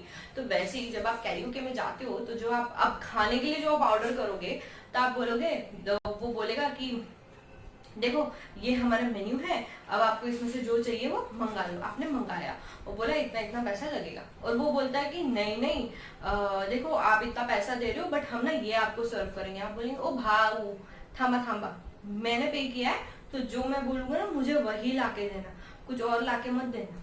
तो जहाँ पे आपके पास जब पैसा होगा तो उसी आप जहाँ पे करोगे वो इंसान वैसे ही आपके लिए काम करेगा। तो it is one he who pays the piper calls the tune. तो आप जब जो पैसा पे करेगा उसी के हिसाब से काम चलेगा। Then next, you cannot make a silk purse out of a sow ear. यानी कुछ चीज जो खराब हो चुकी है उससे कुछ आप बहुत अच्छा बना सकते हो क्या, नहीं बना सकते हो। तो ये वही बोला जा रहा है, you cannot make a silk purse out of a sow year. कुछ चीजें करना इम्पॉसिबल हो जाती है। जैसे अगर आपके घर में कोई खराब कपड़ा है, हाँ अब आप उससे कुछ अच्छी चीजें बना के घर में रख सकते हो, उसे यूज कर सकते हो, नहीं यूज कर सकते। तो कुछ चीजें ऐसी होती है जो बहुत खराब हो गई है, अब आप उसके साथ कुछ कर ही नहीं सकते, उसको आपको फेंकना ही होगा। तो something are impossible to be done, you can not make a silk purse out of a sow ear. Okay, तो वही है इसका बोलने का मतलब कि भाई जो खराब हो गया है उससे आप कुछ बहुत अच्छा बना के नहीं लेके आ सकते हो। खराब कपड़े से आप अच्छी चीजें नहीं बना सकते हो। किसी की पर्सनालिटी खराब है, समझो किसी की पर्सनालिटी खराब है, कोई बंदा ना बहुत ही खराब है, बहुत ही नेचर खराब है, अब वो भले कितने भी अच्छे कपड़े पहन ले तो क्या लोग उसको देख के बोलेंगे वाह कितना अच्छा इंसान है, बोला जाएगा क्या, नहीं बोला जाएगा, क्योंकि उसकी पर्सनालिटी ही खराब है। तो आप उसको अच्छा बोल ही नहीं सकते, भले वो कितने भी अच्छे कपड़े पहन के आओ, कितने भी महंगे कपड़े पहना दो उसको, वो इंसान की पर्सनालिटी बदलनी है क्या, नहीं बदलनी है, वो वैसे ही खराब ही रहना है। तो वही ये बोलता है, you can not make a silk purse out of a sows ear. Okay, now next, a bird in hand is worth two in the bush. A bird in hand is worth two in the bush का meaning होता है कि आपके हाथ में जो चीज है ना उसकी बड़ी वैल्यू रखो. ऐसा मत करो जो हाथ में है उसको भी वो उसकी तो आपको वैल्यू नहीं है, आप जाके कुछ और ही चेज करने जा रहे हो और आप ना आपके पास जो है उसको भी आप मिस कर दोगे, यानी वो भी हाथ से चला जाएगा. तो bird in hand is two worth two in the bush. आपके हाथ में जो बर्ड है भाई उसी से खुश हो जाओ, उसी में सेटिस्फाई हो जाओ. आप बोलोगे कि नहीं ये बर्ड तो है ठीक है बट मेरे को 2 बर्ड्स को भी पकड़ने हैं, आप जा रहे हो उसको पकड़ने के लिए और क्या हो रहा है, आपका ये बर्ड भी चला जा रहा है, आपसे ये भी उड़ के चला जाएगा और वो 2 बर्ड्स तो ऐसे भी हाथ में आने ही नहीं है. तो इसके लिए बोलते हैं अपने लाइफ में जो मिलता है ना उसमें खुश रहना. बहुत हद तक जितना है ना उसमें खुश रहना. एटलीस्ट इस हद तक उस चीज को अपने पास स्ट्रॉन्ग बना लेना कि आप कुछ भी करो ये आपसे छोड़ के आपसे जाना ही ना, फिर दूसरी चीज को चेज करो. ऐसा नहीं है एक टाइम पे 2 बोट पे सवार करोगे गिरना ही है, इसलिए एक टाइम पे एक ही बोट पे सवार करो और अच्छे से करो. ऐसा नहीं करो कि ये भी बोट चाहिए वो भी बोट चाहिए, यहाँ भी जाना है वहां भी जाना है, कुछ नहीं कर पाओगे वैसे सीन में. तो इसलिए बोलते हैं a bird in hand is worth 2 in the bush. आपके हाथ में जो काम है उसको पहले अच्छे से कर लो, वो जो हाथ में चीज है उसकी पहले वैल्यू कर लो. बाहर किसी और चीज के पीछे जाओगे तो जो हाथ में है वो भी चला जाएगा और जो जिसके पीछे जा रहे हो तो वो ऐसे ही हाथ में नहीं आ रहा. इसके लिए आप ऐसे सोचो, आपका गर्लफ्रेंड है, आपकी गर्लफ्रेंड है, गर्लफ्रेंड्स नहीं गर्लफ्रेंड है सिर्फ. आप ना उस बंदी को, वो बंदी बहुत अच्छी है बहुत स्वीट है, आप क्या हो ना आप में तो अभी भाई टीनेजर्स हो. टीनेजर्स अगर नहीं हो रहे हो तो चलो 20s में हो, है ना, 19, 20 या 20s में जस्ट स्टार्टिंग में हो आप. क्या है ना आपको भी बड़े मजे आ रहे तो आपने बोला यार ठीक है वो बंदी भी भाव दे रही है ना उससे बात कर लेता हूँ जरा.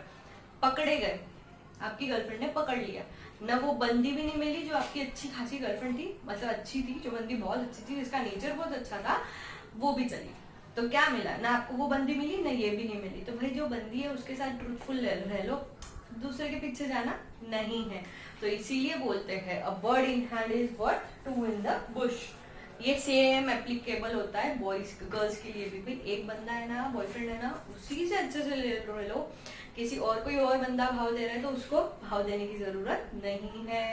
भाव या नहीं मतलब उसके किसी और बंदे को भाव देने की जरूरत नहीं, खुद जाके किसी और बंदे के पीछे मत जाओ. Same applies to both gender. Anyway समझ लो आप लोग, मैं एक जेंडर के लिए बोलती हूँ बट दोनों के लिए एप्लीकेबल होते हैं वो चीजें. तो यही सिंपल है, ये प्रोवर्ब का मीनिंग इतना ही है. Then next, a bird of a feather flock together. A bird of a feather flock together मतलब एक जैसी सोच रखने वाले लोग हमेशा साथ में जाते हैं, है ना. People of character of like character come together. एक जैसे जो लोग हैं जो एक जैसी सोच रखते हैं, एक जैसा कैरेक्टर है, वो लोग हमेशा एक साथ आ ही जाते हैं और वो हमेशा साथ में ही रहते हैं, साथ में ही घूमते फिरते हैं, मतलब काफी एक दूसरे के क्लोज हो जाते हैं वो लोग. आपने कभी ऐसे ऑब्जर्व किया होगा, देखा होगा कि ना भाई जो जैसा है ना उसको वैसे ही लोग मिलते हैं, जो खराब होगा ना उसके आसपास के लोग भी वैसे ही होंगे, मतलब उसकी कंपनी भी वैसी होगी. जो बहुत अच्छा होगा ना उसको अच्छे अच्छे लोग ही लाइफ में मिलेंगे, उसको खराब लोग शायद ही लाइफ में मिलेंगे. तो जैसे आप रहोगे ना वैसे ही आपको लोग मिलेंगे और एक्चुअली आप उन्हीं के साथ हैंग आउट करोगे. अगर आप अच्छे हो तो आप किसी खराब इंसान के साथ हैंग आउट करने में आपको थोड़ा अंदर से गिल्ट भी फील होगा कि यार नहीं यार ये सही लड़का नहीं है, सही लड़की नहीं है, मैंने इसके साथ नहीं रहना चाहिए, ऐसे अंदर से फील होता है आपको. तो जो आपके जैसी सोच है आप वैसे ही इंसान के साथ बहुत जल्दी घुल मिल लेते हो और आप लोग ना ज्यादा क्लोज हो जाते हो और आप लोग ज्यादा साथ में रहने लगते हो, रादर दैन कि जिनकी थिंकिंग थोड़ी सी अलग है. जो आपसे एकदम ही ऑपोजिट सोचता है ना उसके साथ थोड़ा एडजस्ट करने को टाइम लगता है क्या? हाँ लगता है, बहुत टाइम लगता है. और मे बी आप प्रेफर ही नहीं करते उन लोगों के साथ जाने के लिए.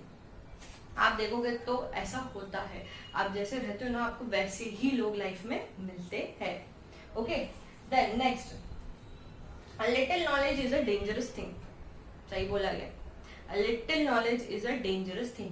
जैसे हमारे फिल्म इंडस्ट्री में KRK कुछ भी बकवास कर देता है वो बंदा, ज्यादा नॉलेज तो किसी के बारे में होता नहीं है, बस बोलना आता है. स्वरा भास्कर आता ना पता कुछ भी बोल देती है बंदी कहीं पे भी जाके, कुछ हाथ ना पैर, यहाँ पे भी बोलना है वहां पे भी बोलना है, इसमें भी आना है उसमें भी आना है, बस न्यूज में आना है वो बंदी को.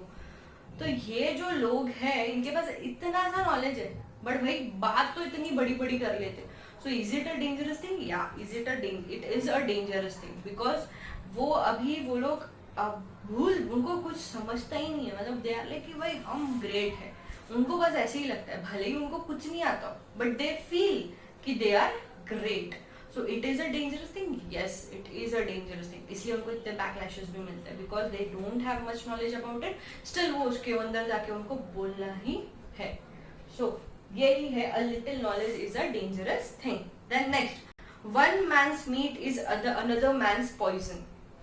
एक जो हमने देखा था, one man's trash is another man's treasure, इसी का उल्टा है ये। अभी इसमें ये है, one man's meat is another man's poison. एक के लिए कोई बहुत अच्छी चीज होगी तो दूसरे के लिए वो चीज बहुत बेकार होगी। जैसे मीट ही समझ लो, जो है मीट यानी हमारा जो नॉनवेज में, हम नॉनवेज में चिकन विकन खाते हैं, वो मैं नहीं खाती हूँ, जो लोग खाते हैं वो, उनके लिए वो चीज बहुत अच्छी होती है, मतलब दे लव इट, उनके लिए बहुत पगला जाते हैं। वही आप प्योर वेजिटेरियन इंसान को खिला दो, नहीं खा सकते वो लोग, उल्टी कर लेंगे वो लोग, because that is kind of a poison for them. तो किसी के लिए कुछ चीज बहुत अच्छी हो सकती है, तो किसी के लिए वो बहुत बुरी भी हो सकती है। किसी के लिए पॉलिटिक्स बहुत अच्छा हो सकता है, तो किसी को पॉलिटिक्स बिल्कुल नहीं झेपता। तो it is one man's meat to another man's poison. किसी के लिए साइंस बहुत अच्छा है, बहुत चीज है, बहुत अच्छा है, बहुत समझता है, साइंस बहुत सही लगता है, और वही किसी और बंदे ने ले लिया जिसको साइंस नहीं समझता, वो तो फेल होते रहना है, तो उसके लिए क्या हो गया, वो पॉइजन हो गया। तो ये वही बोलता है, one man's meat is another man's poison. तो it can be liked by one and not liked by other. Okay, यही इस सेंटेंस का मीनिंग है। जैसे इसमें दिया है, what is good for one may be harmful to another. ठीक है, then next, out of the frying pan into the fire. ये बड़ा मजा है, out of the frying pan into the fire. अभी तो फ्राइंग पैन से निकले थे और आग में कूद गए। क्या हुआ, फ्राइंग पैन मतलब गरम गरम आग में ही आप कुछ तल रहे थे और वहीं से निकल के डायरेक्ट आग में ही कुदी मार लिए। मतलब कुछ खराब हो ही रहा था, बट लगेज कुछ और बुरा हो गया। जैसे लॉकडाउन तो चल ही रहा है, बट अर्थक्वेक्स आने लग गए। एक और पैंडेमिक आने वाला है, समझ में आ रहा है, चाइना की तरफ से कुछ पिक का कुछ वायरस निकला है, मे बी वो भी एक पैंडेमिक हो सकता है, चांसेस है। और कुछ खराब होने वाला है, साइक्लोन आ रहा था, वो खराब हो रहा है। ओडिशा साइड पे बड़ा सारा साइक्लोन आया, वो खराब हुआ। मतलब खराब हो ही रहा है। फ्राइंग पैन, लॉकडाउन चल ही रहा है, it is a frying pan, लगे हमने फायर में गुदी मार ली। तो वही है आपका, क्या बोलते हैं इसे, out of the frying pan into the fire, out of the frying pan into the fire. Something was happening bad only, something bad was happening with you, but then simultaneously, but the next was worse than it. कुछ बुरा तो चल ही रहा था, but उससे भी कुछ खराब हो गया। तो वही है, out of the frying pan into the fire, from one trouble to another bigger trouble, from one trouble to another bigger trouble. कुछ बड़े ट्रबल में आप चले गए, थोड़ा बहुत तो ट्रबल हो ही रहा था, और ज्यादा बड़ा ट्रबल होने लगा। Then it never rains but pours. ये सेम लॉकडाउन को आप बोल सकते हो। कभी ना बुरा थोड़ा सा बुरा नहीं होता है, वो बहुत सारा बुरा ही एक साथ होती है। मतलब कुछ खराब होना शुरू होगा ना, देखना बहुत सारा कंटिन्यूस बुरा होते रहता है। एक साथ सिर्फ ऐसा नहीं होता कि एक ही बार खराब हो गया और खत्म हो गया, बस नहीं, कंटिन्यूस कुछ ना कुछ खराब होते ही रहता है। तो इट इज ऑलवेज सेड, है ना, इट इज ऑलवेज सेड कि it never rains but it pours. Current situation में सिर्फ पैंडेमिक आया, बंद इनफ नहीं था, इतनी सारी चीजें साथ में आई जा रही है हमारे। सिर्फ पैंडेमिक आया वो बस नहीं है, पैंडेमिक आ रहा है साथ में अर्थक्वेक्स हो रहे हैं, दवाई भैया रेन्स नहीं अच्छे से हो रही है, होनी चाहिए थी उतनी अच्छी रेन्स नहीं हो रही है, बारिश नहीं हो रही है अच्छी तरीके से, क्रॉप्स पे वो पहले खाने की कमी, ऊपर से वो लोकटस आगे चले गए, वो एक खराब हो रहा है, हमारा साइक्लोन हो रहा है, बट देख लो कंटिन्यूस कुछ ना कुछ खराब हो रहा है। तो it never rains, it pours, ये इसी को बोलते हैं। कभी चीज खराब हो रही होगी तो एक बार खराब होकर रुक नहीं जाती, कंटिन्यूस कुछ बहुत सारी चीजें खराब होते ही रहती है। एक बार खराब होना शुरू हुआ तो कंटिन्यू खराब होगा क्या? हाँ होगा। तो वही है, it never rains but it pours. बहुत लोगों की लाइफ में आपने ये ऑब्जर्व किया होगा, या नहीं किया तो जरूर करिए। बहुत लोगों के साथ ऐसा होता है, एक बार बुरा कुछ शुरू हुआ तो शनि लग जाती है पीछे, हमारे इसमें बोलते हैं शनि लग गई पीछे, लगती है शनि पीछे। एक बार खराब शुरू होता है तो कंटिन्यूस उनके लाइफ में कुछ ना कुछ गड़बड़ होती रहती है।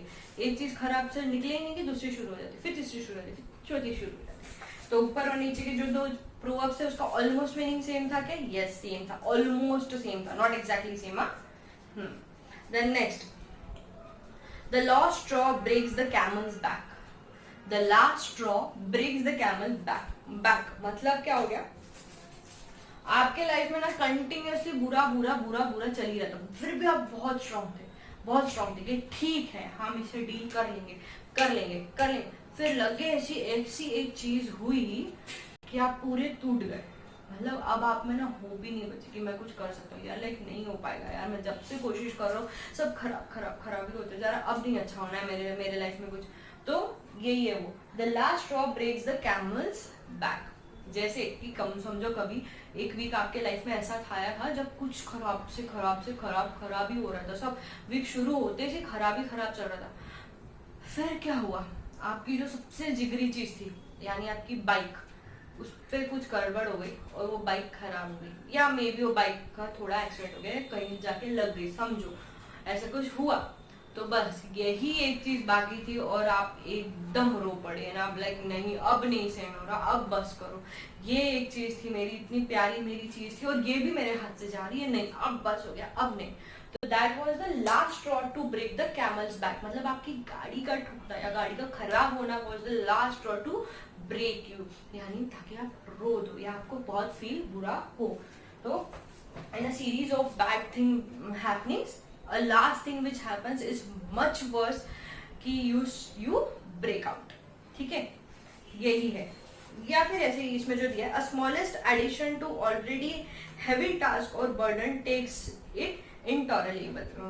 it intolerable, sorry, छोटी सी चीज ऐसी कुछ हो गई कि अब नहीं सहन हो रहा, बट खत्म ही हो गया। जैसे अभी आपके इसमें यही बोलते हो, this week was already too difficult for him, but then his bike broke down and that was the last straw to break the camel's back. Okay, तो ये था आपका कुछ, हमने अभी तक पढ़े 15 हमने पढ़े। तो जैसे हमेशा जो हम करते, अभी आपको क्या लेना है, यहाँ पे पॉज लेना है और जाके 15 पढ़ के आना है। 15 प्रोवर्ब्स को एक बार रीड कर लो अच्छे से खुद से, फिर हम आप आगे बढ़ना, ठीक है। तो 16th वन जो है आपका वो ये है, forewarned is forearmed, यानी आपको अगर पहले से किसी चीज के बारे में वार्निंग होती तो आप ऑलरेडी आपने सारे प्रिकॉशंस लिए होते, आप तैयार होते उस चीज को डील करने के लिए। तो यही है कि forewarned is forearmed. If you know about something before it happens, you can take all the necessary precautions. या फिर आपके इसमें जो दिया है, a prior warning should prepare one from the contingency. पहले से कोई वार्निंग मिल चुकी है तो आप उसके लिए तैयार हो सकते हो। जैसे हमारे चाइना के बॉर्डर्स पे, जो इंडिया चाइना के बॉर्डर्स पे, अगर हमें पहले से पता होता तो हमने बहुत से प्रिकॉशंस लिए होते, हमने घुसने ही नहीं दिए होते, बट उन्होंने सडन अटैक कर लिया, इसलिए हम पहले से प्रिपेयर्ड नहीं थे। हम पाकिस्तान के लिए एक तरीके से पहले से प्रिपेयर्ड है, बिकॉज वी नो कि वो कुछ ना कुछ कर सकते हैं। तो व्हाट आर वी आर फोरवॉर्न्ड। जैसे अभी रिसेंटली ताज के लिए आया है धमकी, तो वी आर प्रिपेयर्ड या वी आर प्रिपेयरिंग आवरसेल्फ कि वहां कुछ गड़बड़ ना हो। ताज के लिए धमकी आई है पाकिस्तान की तरफ से, पता है ना आप लोगों को, तो वहां से ऐसी धमकी आई है। तो उसकी सेकेंड ताज वाला जो 26/11 का जो अटैक हुआ था वो एक और बार हुआ, ऐसी उनकी तरफ से धमकी आई है। तो ये उनकी तरफ से धमकी आई है, तो वी आर कहीं ना कहीं प्रिपेयर्ड, वी आर फोरवॉर्न्ड, है ना। एंड वी आर फोरवॉर्न्ड इज फोरआर्म्ड, तो हम लोग ऑलरेडी सारे प्रिकॉशंस ले लेंगे। तो यही है, if you know about something before hand you can take all the necessary precautions. Okay, then next, to err is human, to forgive is divine. To err is human, to forgive is divine क्या होता है? To err is human is गलती करना तो इंसानों का काम है, बट माफ करना मतलब भगवान का काम है। भगवान का काम है, यानी अगर आपने गलती की है, यानी मतलब किसी ने गलती की है और आपके पास आके वो माफी मांगा है और आपने माफ कर दिया, तो आप कैसे हो? भगवान के बराबर हो, क्योंकि माफ जो करता है वो भगवान के बराबर होता है। The one who forgives is equals to God. जो माफ करता है वो भगवान के बराबर होता है। तो यही है, टू एयर इज ह्यूमन, इंसान तो गलती करेगा ही, but to forgive is to divine. मतलब भाई अगर आप फॉरगिव कर रहे हो, आप किसी को माफ कर रहे हो, तो आप भगवान के बराबर हो जाते हो। Okay, now the next, out of sight out of mind. Out of sight out of mind मतलब जो अभी आपके आंखों के सामने ही नहीं आएगा, वो धीरे धीरे धीरे धीरे ब्लर हो जाएगा और आप उसको भूल जाओगे। लॉकडाउन में बहुत लोग अपने बहुत से दोस्तों को नहीं मिल पा रहे और मे भी उनके साथ कोई कांटेक्ट नहीं हो पा रहा है, तो क्या होगा, एक टाइम बाद जैसे कोई फ्रेंड समझो, आपके स्कूल फ्रेंड्स है कोई जो बचपन से आप साथ में थे, बट जैसे ही बड़े हो गए आप लोग धीरे धीरे, मतलब वो कहीं और सिटी में चले गए, आप यहाँ पे हो, तो उनके साथ कोई बात नहीं होती, कोई कांटेक्ट नहीं होता, तो कैसे हो रहा है, धीरे धीरे धीरे धीरे आप लोगों में दूरी बढ़ गई है, आप ऑलमोस्ट एक दूसरे को भूल चुके हो। यानी याद है कि मेरा वो फ्रेंड है, बट देन आप कांटेक्ट में हो क्या, आप वैसे क्लोज हो क्या, नहीं। तो वही है, out of site is out of mind. एक बार आंखों के सामने से गया, दिमाग में से भी गया। इसलिए बोला जाता है कि रोज रिवीजन कर लो बच्चों। रोज रिवीजन करोगे तो वो आउट ऑफ साइट नहीं होगा, तो वो आउट ऑफ माइंड भी नहीं होगा। अगर आप रोज रिवीजन करोगे तो आप के दिमाग में वो फिट रहेगा, दिमाग से बाहर नहीं जाएगा। तो ये जो आप रोज क्लासेस कर रहे हो उसका ज्यादा फायदा उठा सकते हो आप। अभी तो आपके लिए एक और क्लासेस, मतलब हम लोग जो दे रहे हैं वो तो चल ही रहा है, प्लस आपके लिए लाइव लेक्चर्स भी हो रहा है। तो देखिए आपको कितना फायदा होने वाला है। तो आपको बस क्या करना है, आपको बस रिवीजन करते रहना है। अगर आप रिवीजन करते रहोगे तो वो ना आपके आउट ऑफ साइट होगा, ना वो आपके आउट ऑफ माइंड होगा। It will be inside your mind and inside your side, नहीं, if it will be in your side it will be inside your mind. Okay, out of sight and is out of mind. चले गए हो सामने से तो कभी आएगा नहीं, रिवीजन नहीं करोगे, बुक्स को खोल के नहीं देखोगे, दिमाग में तो से तो बाहर जाना ही है। ठीक है, next, distance length attachment to the view. Distance length attachment to the view मतलब कभी कभी दूरी अभी अच्छी होती है। जैसे आपके रिलेटिव्स के साथ, आपको ऐसा लगता है रिलेटिव्स के ना ज्यादा पास में नहीं रहना, मतलब ज्यादा पास में रहना नहीं पसंद आएंगे, दूर से ही अच्छे हैं, है ना, वो होता है। तो distance leads attachment to the view. बहुत दूर से ना बहुत सब चीजें अच्छी लगेंगी, यही है। किसी की लाइफ हम देखते हैं, जैसे फिल्म स्टार्स की हम लाइफ देखते हैं, दूर से देखते हैं, हमें बहुत अच्छी लगती है, बहुत अच्छी लगती है, बहुत पसंद आती है, पास जाके देखना ही नहीं हमें बहुत डेंजर होता है, बहुत हेक्टिक होता है उनका शेड्यूल। हम तो लिट पता नहीं, मे भी कर सके, मैं तो पता नहीं हो पाएगा नहीं हो पाएगा। 24 आवर्स का कंटिन्यू शूट होता है बिना नींद लिए। भाई नींद हार्डली एक दो घंटे की होती है और अच्छा भी दिखना होता है, फ्रेश भी दिखना होता है। दूर से तो हमको उनकी लाइफ बहुत पसंद आती है, वाह यार क्या लाइफ है क्या नहीं, बट भाई प्राइवेसी नाम की चीज नहीं है उनको, तो हमें क्या है, बट दूर से सब अच्छा लग रहा है ना। It's everything is beautiful, everything is so awesome, it's lovely, we want to live that life, but actually कैसा है कुछ और होगा, वी डोंट नो, बट दूर से तो अच्छा है ना। तो वही है ये distance lends attachment to the view. Things look nice and beautiful when they are not within the reach. Film stars की जैसे लाइफ बहुत अच्छी लगती है, भाई बहुत अच्छी है, कितनी अच्छी लाइफ है, भाई क्या लाइफ करो, इनकी लाइफ तो है ही क्या, पार्टी शादी करो, बस यही तो काम है। जैसे दूर से लगता है सब लोग उनके आगे पीछे जाते हैं, इंटरव्यू जाते हैं, कुछ भी करो, ब्रांडिंग मिलती है, कहीं भी करो, कुछ भी करो, उनको तो हर जगह सोर्स ऑफ इनकम है उनका। जैसे हमें दूर से लगता है, पास से क्या है पता नहीं, होगा जो भी है। So things look better from far away. यही है इसका meaning, distance lends to attachment to the view. Then next, render unto Caesar what is Caesar's.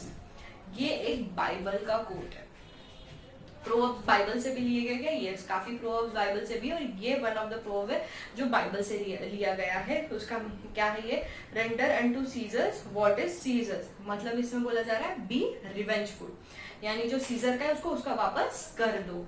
यहाँ पे कुछ ऐसा सीन हुआ था जो कि जो जीसस है उनको आई थिंक रोमन्स ने बोला था कि आप लोग अभी पूरे हमारे अंडर हो, हमारे हिसाब से काम करो। तो जीसस ने बोला अच्छा वो कॉइन बता ना, तो उन्होंने कॉइन बताई, पहले की जो करेंसी होती थी उस पर सीजर की फोटो थी। तो जीसस ने बोला कि ठीक है ये सीजर की फोटो है ना, तो इसे सीजर को ही हम वापस कर देंगे। तो इसीलिए ये कोट आया है कि render unto Caesar's what is Caesar's. Coin के ऊपर फोटो किसकी है, सीजर की, तो इसे वापस किसे करना है, हमें सीजर को ही वापस करना है। तो हमारे जो लोग हैं, जीसस का वो टाइम पे बोलना था, हमारे जो लोग हैं वो लोग आपका टैक्स तो पे कर देंगे, कोई दिक्कत नहीं है, वो टैक्स पे कर देंगे, बट जो हमारा जो रिलीजन है हम उसको फॉलो करेंगे, आप उससे हमें नहीं रोक सकते। मतलब जो भगवान का, हम भगवान को जो है उनको उनका दे देंगे, और जो सीजर का उसको उसका दे देंगे। तो ये कोड का मीनिंग वहाँ बाइबल के हिसाब से ऐसा है, बट हम अगर डेली यूज में यूज करते हैं तो उसमें ऐसे बोला जाता है बी रिवेंजफुल, जिसका जो है ना उसको उसका वापस दे दो, जिसने आपके साथ जो किया उसको उसका वापस दे दिया जाए। तो render unto Caesar's what is Caesar's, okay, ये इसका मीनिंग है। बट हमारे बुक के हिसाब से मतलब रियल लाइफ में जो इनफॉर्मल लैंग्वेज में जो बोला जाएगा, जो बाइबल में नहीं दिया उसका मीनिंग ना लेके क्या इसका मीनिंग होता है, be revengeful, okay. Then next है हेस्ट मेक्स वेस्ट। हेस्ट मतलब गड़बड़, गड़बड़ क्या बना दिए, वेस्ट बना दिए। डूइंग समथिंग क्विकली और without anyone thinking can waste your time, money and efforts, है ना। कुछ चीज बिना सोचे समझे किसी चीज के ऊपर अगर आपने क्या बोलते हैं डिसीजन ले लिया, और तो क्या होगा, आपका टाइम वेस्ट सब कुछ हो जाएगा, आपका जो भी आपने उस पर मेहनत की है वो सारी वेस्ट हो जाएगी। तो that is waste, sorry haste makes waste. गड़बड़ से क्या होगा, कुछ ना कुछ रिजल्ट खराब ही होगा और आपकी सारी मेहनत क्या हो जाएगी, वेस्ट हो जाएगी। Then next look before you leap. Next क्या है, लुक बिफोर यू लिप, यानी think about something, मतलब think about, take before taking any decision, think about all the consequences that are going to happen or that are going to take place, ठीक है। तो यही है look before you leap, before acting or before taking any decision या before acting in a certain way, calculate all the consequences that are going to take place, okay। यही है इसका meaning, look before you leap। मैं आपके इसमें जो दिया है, do not be reckless and impulsive, क्या बोल रहा अभी, गड़बड़ ना करो, आराम से काम करो। बोला था पेशेंस, हमने जो सबसे पहला प्रोवर्ब जो पढ़ा था वो क्या था, सब्र का फल मीठा होता है। Good comes to those who wait, good things happens to those who wait, good things happens to those who wait. तो हमें क्या करना है, हमें गड़बड़ नहीं करना, इसलिए बोल रहे हैं लुक बिफोर यू लीव। हर जगह बोला जा रहा है गड़बड़ नहीं करना है, जो भी काम करना है सोच समझ के करना है, अच्छे से ध्यान रख के करना है, गड़बड़ नहीं करनी है। यह हर हमारे ऑलमोस्ट हर कहावत में हमें हर जो चीजें बोली जा रही है, हर जो मॉरल्स जो दिए जा रहे हैं, मॉरल वैल्यूज जो दिए जा रहे हैं, उनमें हमें हर चीज ये कॉमन हम देख रहे हैं काफी सारी जगह पे कि भाई गड़बड़ नहीं करनी है। कोई जैसे हेस्ट मेक्स वेस्ट, यहाँ पे भी यही बोल रहा है गड़बड़ नहीं करनी, पेशेंटली काम करना है। पेशेंटली काम करोगे तो अच्छा काम होगा। दिक्कत में गड़बड़ में फटाफट कुछ भी डिसीजन लोगे तो आप गलत डिसीजन भी ले सकते हो, और आप गलत डिसीजन से कॉन्सिक्वेंस बहुत उल्टे सिल्टे हो सकते हैं।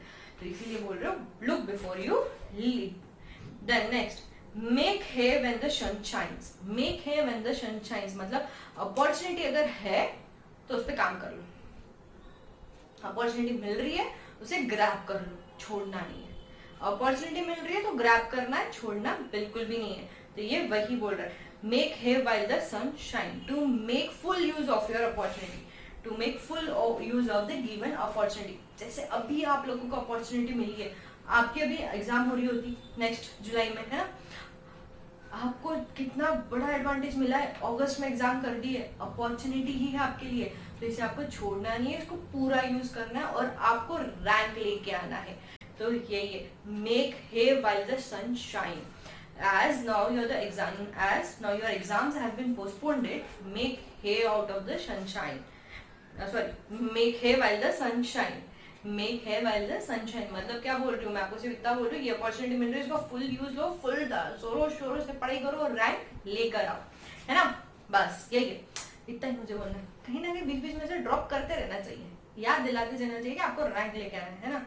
हमें रैंक लाना है, हमें हमारे मॉम डैड का नाम क्या करना है, रोशन करना है, रोशन करना है। ऋतिक रोशन ने जैसे रोशन किया वैसे रोशन करना है आप लोगों को, कि अच्छा वाला रोशन करना है। उसने भी अच्छा ही किया, वैसे आपको उससे भी अच्छा रोशन करना है ना। कोई कंट्रोवर्सीज में पढ़ना है क्या, नहीं पढ़ना है, हमें सिर्फ रैंक लेके आना है। Next never look a gift horse in the mouth. Never look a gift horse in the mouth मतलब जो गिफ्ट की वैल्यू नहीं पूछनी चाहिए, प्राइस नहीं पूछनी चाहिए। क्या बोलते हैं उसे हिंदी में, क्या है इसमें भी कोई कहावत है हिंदी में, याद नहीं आ रहा मुझे। एनीवेज गिफ्ट की वैल्यू नहीं पूछनी चाहिए, गिफ्ट कितने का है कभी किसी को प्राइस नहीं पूछना चाहिए, उल्टा उसकी इमोशंस देखने चाहिए कि भाई कितने अच्छे इमोशंस है उसके देने के लिए। तो ये वही है, never look a gift horse in the mouth, यानी there can be no choice about things given in charity और गिफ्ट।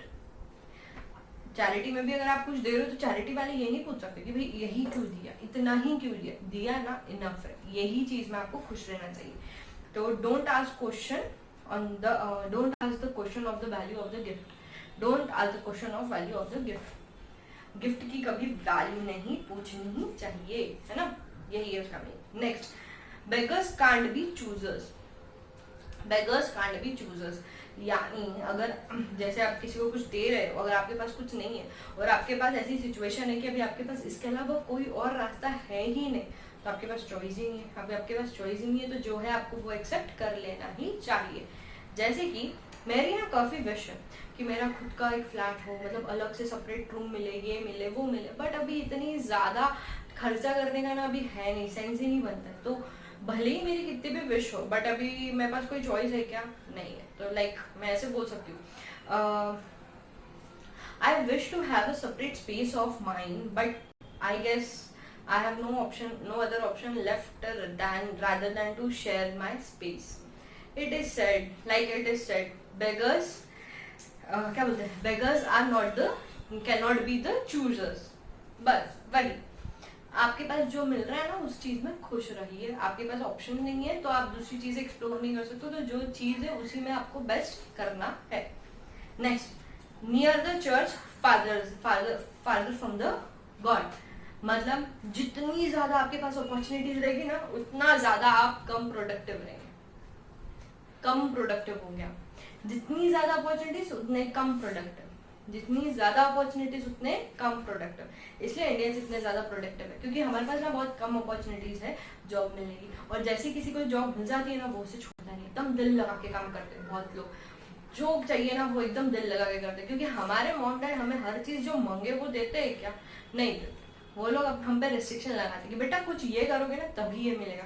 इसलिए हम लोग कैसे फुल टू मेहनत करके पढ़ाई करते, फुल टू मेहनत करके काम करते, तो हमें उस चीज की वैल्यू होती है। बट वही किसी को मिलते जा रहा है तो उसको उस चीज की वैल्यू रहेगी क्या, नहीं रहेगी। इसलिए भगवान हमें जल्दी से दिखते हैं क्या, नहीं दिखते। अगर भगवान दिख गए तो उनकी वैल्यू ही नहीं रहेगी, वो नहीं दिखते इसलिए हमें उसकी वैल्यू है।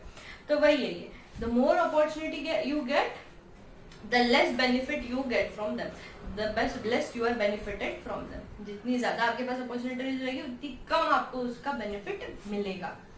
Then next, two heads are better than one।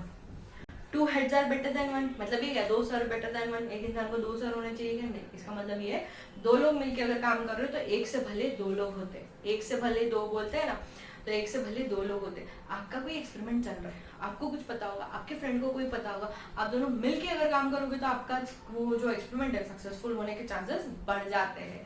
तो इसलिए बोला जाता है one head is better than two heads are better than one.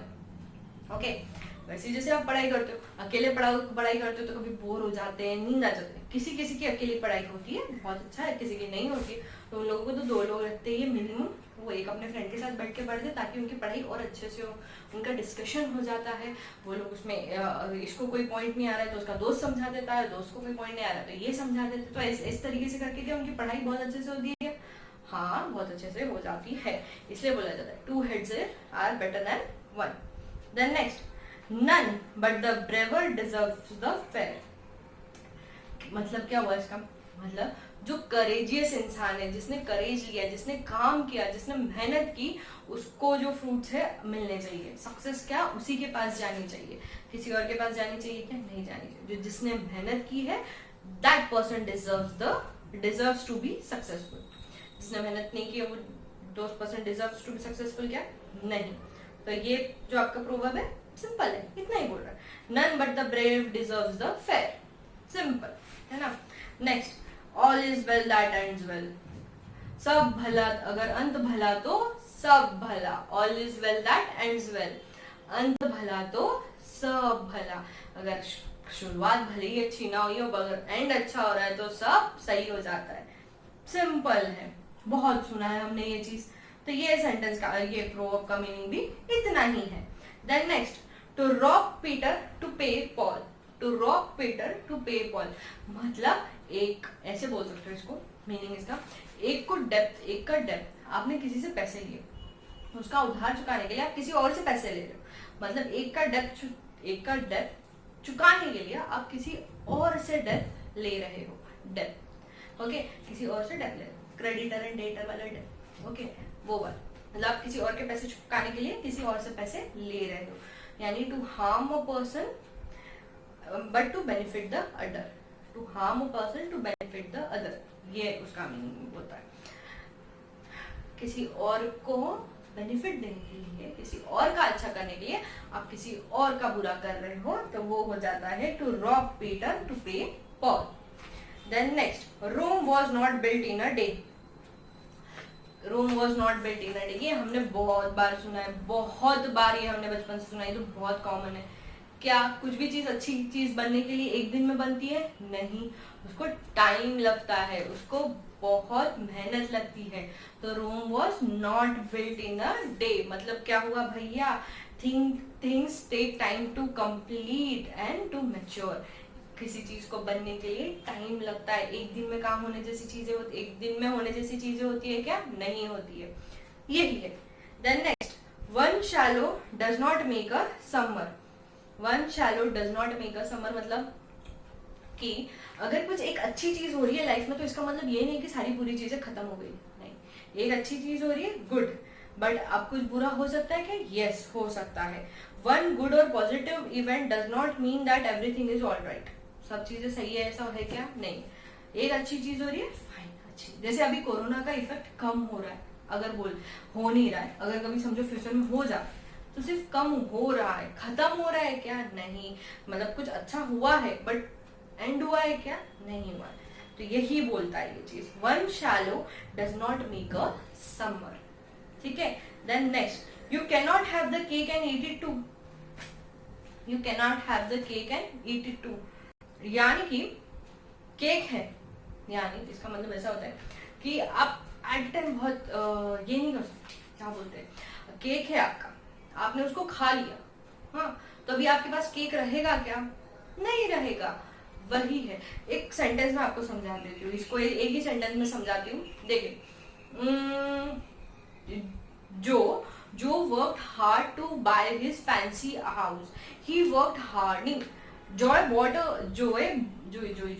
Wait let me frame it again. Okay right, ऐसे इसको फ्रेम कर सकते हैं। जोई bought his dream fancy house. Now he has to work day and night and he cannot enjoy being in that house. मतलब क्या हो रहा है? यही हो रहा है कि you cannot have the cake and eat it too. मतलब क्या हुआ ये सेंटेंस में, जोई ने ना बहुत फैंसी हाउस तो बनाया, उसका फैंसी हाउस उसने खरीदा, बट अब उसका पेमेंट है, अब भैया ईएमआई है, ईएमआई होती है भाई, कोई कैश नहीं ले पाता इतना महंगे घर, तो वो ईएमआई पे करने में वो इतना काम कर रहा है कि वो घर में बैठ के आराम या उस घर के मजे ही नहीं ले पा रहा है। तो यही है इसका meaning, you can not have cake and eat it too. अगर कोई सेम ऐसी सिचुएशन आती है जो एक साथ जो सेम ऑलमोस्ट सेम सिचुएशन है, तो एट अ टाइम आप हर पूरी की पूरी सिचुएशन को क्या बोलते हैं, पूरी की पूरी सिचुएशन, दोनों भी सिचुएशन में आप खुश नहीं रह सकते हो, आपको एक को तो छोड़ना ही होगा। या तो आप आराम से छोटे घर में खुश रहो, या तो फैंसी घर लो और उसके लिए जो पेमेंट है वो करने के लिए थोड़ी ज्यादा मेहनत करो। जैसे कि एक और हो सकते हो, चलो इसका एक और एग्जांपल ले लेते हैं कि आपका ना प्रमोशन होना है, आपको बोला गया कि आपके ऑफिस की तरफ से कि ठीक है हम आपको प्रमोशन तो दे देंगे, बट क्या है ना, आप प्रमोट हो रहे हो, आपको बड़ी पोस्ट मिल रही है, और हमारे ना थोड़े से यूएस के कॉल्स होते हैं, तो आपका जो सैटरडेज होगा ना वो ऑफ नहीं रहेगा। तो मतलब पहले जो आपको ना, आप जब प्रमोशन नहीं मिल रहा है तो आपको सैटरडे संडेज ऑफ होता था, अब आपको बोल रहे कि ना आपको सैटरडे ऑफ नहीं मिलेगा। तो अभी आपके पास दो ऑप्शन है, या तो प्रमोशन ले लो जो बहुत अच्छी बात है, और सैटरडे को भूल जाओ जो आप बहुत एंजॉय करते हो, क्योंकि सैटरडे का ऐसा टाइम होता है जब आप आपके फ्रेंड्स को मिलते हो, मस्ती करते हो, मजे करते हो। या तो फिर प्रमोशन मत लो और सैटरडे को एंजॉय करो और अपने फ्रेंड्स के साथ मस्ती करो, आप दोनों में से एक ही चीज कर सकते।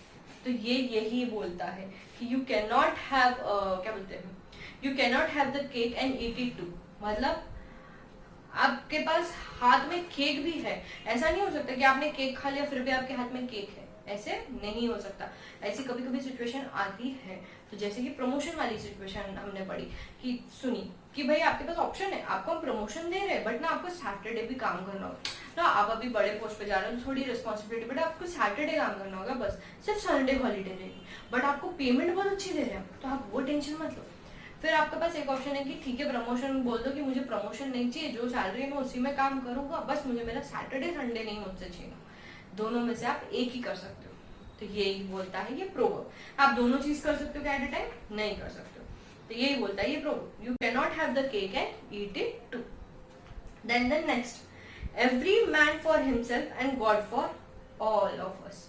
Every man for himself and God for all of us, मतलब हर इंसान की ना अपनी जो नीड्स है, हर इंसान की जो उसकी खुद की नीड्स है वो उसकी प्रायोरिटी होती है, फिर बाद में वो दूसरों की नीड्स देखेगा। पहले खुद की फैमिली को देखेगा और खुद की नीड्स देखेगा, बाद में वो दूसरों की नीड्स देखेगा, है ना। तो ये प्रोवर्ब भी यही बोलता है कि ना every man for himself and God for all of अस, यानी एक इंसान खुद के लिए पहले देखेगा बट भगवान सबके लिए पहले देखेगा। तो एवरी मैन फॉर हिमसेल्फ। जैसे कि अभी क्राइसिस आ गई, इन ऐसे क्राइसिस आ गई तो हम उसमें बोल सकते हैं at the time of crisis every man every in at the time as soon as the crisis arise every man is for himself and God is for all of us. मतलब क्या हो रहा है, जैसे क्राइसिस आई लोग पहले अपनी needs देखेंगे ना, पहले देखेंगे। जैसे अभी लॉकडाउन के टाइम पे, कोरोना के टाइम पे हम लोग पहले ये देखते कि हमारा घर सेफ रहे। अभी कोई दिक्कत में होता है तो हम 10 बार सोचेंगे कि यार उसकी हेल्प करें तो क्या, बाहर है, बाहर घूम फिर के आ रहा है, पता नहीं उसको कोरोना होगा, तो ऐसे सोचते हैं लोग। हाँ, आप लोग नहीं सोचते होंगे, बहुत अच्छी बात है। मतलब बहुत से लोग मैंने ऐसे देखे जो सोच रहे हैं, करते हैं एक्चुअली। तो वो कैसे है, वो लोग लोगों के लिए नहीं सोचते, वो खुद के लिए पहले सोच रहे हैं। और लोग ह्यूमन करते हैं क्या ऐसा? नेचुरल है ह्यूमन बीइंग का, इसमें कुछ गलत है क्या? हाँ गलत है, बट नेचुरल है क्या? हाँ नेचुरल है। हर ह्यूमन बीइंग कहीं ना कहीं सेल्फिश होता ही है। तो everyone does the same thing, yes. So इसीलिए बोला जाता है every man is for himself and God is for all of us. इंसान खुद के लिए है पहले, खुद के लिए है पहले, पर भगवान सबके लिए है। देन लास्ट आज का जो है वो ये है, to hit the nail on the head, यानी जो प्रॉब्लम है क्रैक कर दिया, सॉल्व कर दिया। To hit the nail on the head मतलब प्रॉब्लम का सॉल्यूशन निकाले या प्रॉब्लम को सॉल्व कर दिया, इसको बोलते हैं to hit the nail on the head. You have found the, क्या बोलेंगे, you have found the solution, God you have hit the nail on the head, यानी तुमको तो भाई सारी सुविधा का, सॉरी सारी क्या बोलते हैं, जो भी दिक्कत चल रही है उसका आपको सोल्यूशन मिल गया। जैसे अभी आज सबसे ज्यादा हमें क्या जरूरत है? वैक्सीन की जरूरत है। अगर हमें वैक्सीन मिल जाती है, जो भी कंपनी को वैक्सीन मिलेगी वो क्या करेंगे? They will hit the nail on the head, या फिर हम बोलेंगे they have hit the nail on the head. जिसको वैक्सीन मिल गई हम उस कंपनी को इसी प्रोवर्ब से हम उन्हें रिप्रेजेंट कर सकते हैं, मतलब उन्होंने सोल्यूशन ढूंढ लिया। तो अभी अगर आप न्यूज चैनल में देखोगे तो वो टाइम पे ऐसी कुछ न्यूज आएगी, जैसे अभी सबसे ज्यादा क्लोजेस्ट जो है वैक्सीन को फाइनल ट्रायल में जिनकी वैक्सीन चल रही है वो ऑक्सफोर्ड कोई कंपनी या जो भी है उनकी वैक्सीन चल रही है। तो उनके लिए बोला जा सकता है अगर उन्होंने सच में ये वैक्सीन काम कर गई, उनका फाइनल स्टेज पे जो चल रहा है, जो टेस्टिंग चल रही है, अगर वो सारी सही हो गई और अप्रूव हो गई या पॉजिटिव रिजल्ट आए सबके, तो उसका आंसर वो ऐसे न्यूज चैनल में कुछ आपको उनके लिए हेडिंग्स मिलेगी, Oxford have hit the nail on the head. They have found the vaccine for the coronavirus. तो ये इस तरीके की आपको कुछ न्यूज मिल सकती है उन लोगों के लिए। तो ये थोड़े न्यूज पे ध्यान देना, स्पेशली इंग्लिश चैनल्स पे, जहां आपको ऐसे काफी इंटरेस्टिंग से ऐसे प्रोवर्ब्स या इडियम्स को वो लोग रेफर करते हुए दिखेंगे ही। ओके, तो एनीवेज ये थे कुछ प्रोवर्ब्स, इजी थे ना, मतलब आपको इसमें से ज्यादातर तो क्या मिले, क्या तो कुछ ट्रुथ बता रहा है, लाइक जिंदगी का सच बता रहा है, या तो कोई मॉरल वैल्यूज दे रहा है, या फिर ये कुछ ऐसी चीजें बता रहा है जो हमने करनी चाहिए, किस तरीके से बिहेव करना चाहिए, किस तरीके से रहना चाहिए। तो ये सारी चीजें हमें क्या बताता है? प्रोवर्ब का काम क्या है? यही बताना। हमें एडवाइस दिया है उसने, किसी किसी चीज के लिए उसने एडवाइस भी दिया है। तो प्रोवर्ब क्या है? बस ये समझना इजी था। जब आप सेंटेंस पढ़ते हो तो प्रोवर्ब आपको समझ में आ जा रहा था क्या? आ रहा था, आई थिंक सो आ रहा होगा आपको। हाँ, एक रफ आइडिया तो मिल रहा था कि हाँ इसको कुछ इस तरीके का बोलना होगा, एक रफ आइडिया तो मिल ही रहा था। तो यही है प्रोवर्ब्स, ठीक है। आपको फिलहाल तो 35 प्रोव्स और मैंने कुछ 8 प्रोव्स करा है, तो इतने तो आपने पहले पक्के करने हैं। इतने पक्के कर लो, फिर देखेंगे आगे क्या करना है यानी। फिलहाल तो इतने आपको करने ही है, ठीक है। तो ये हम यहाँ पे लेक्चर को खत्म करते हैं और नेक्स्ट लेक्चर हम कल मिलेंगे, जो हमारा लास्ट पार्ट होगा इस चैप्टर का, ठीक है। फाइनली ये चैप्टर आपका खत्म होगा और काफी इंटरेस्टिंग चीजें आपको पढ़ने मिली। अगर हम एडवांस लेवल से थोड़े और एडवांस हो गए, अब और एडवांस में हमें जाना है, ठीक है। तो चलो ये लेक्चर को हम इधर ही खत्म करते हैं, कल मिलेंगे, बाय बाय।